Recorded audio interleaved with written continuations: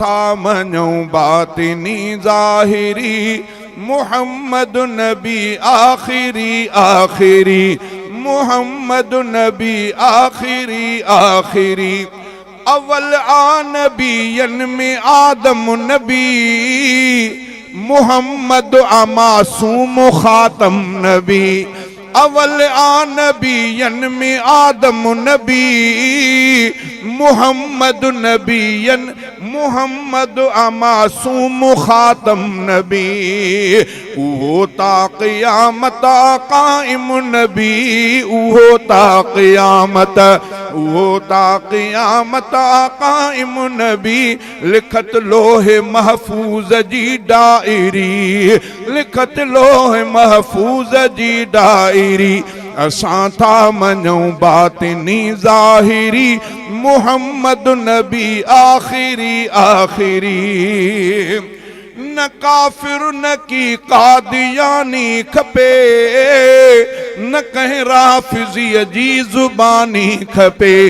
न काफिर न की कादियानी खपे न कहीं राफिज़ी जी ज़ुबानी खपे न दावा कंदड़ खां निशानी खपे न दावा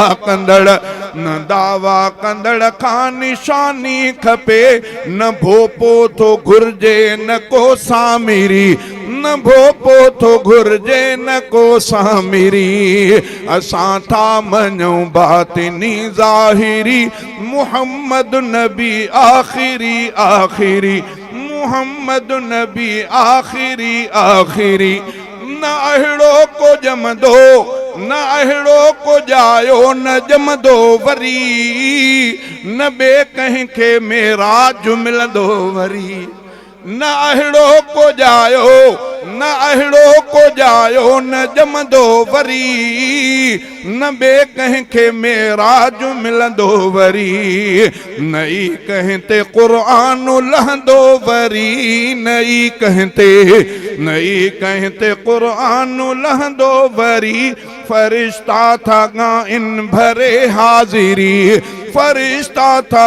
इन भरे हाज़िरी असां था मञूं बातिनी ज़ाहिरी मुहम्मद नबी आखिरी आखिरी सदाकत जे सिज मां थो किरणो फुटे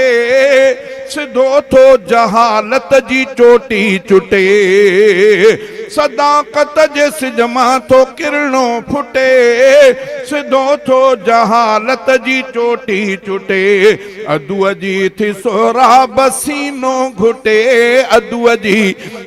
जी थी सोराब सीनो घुटे सना मुस्तफ़ा में तुझी शाइरी सना मुस्तफ़ा में तुझी शाइरी असां था मञूं बातिनी ज़ाहिरी मुहम्मद नबी आखिरी आखिरी।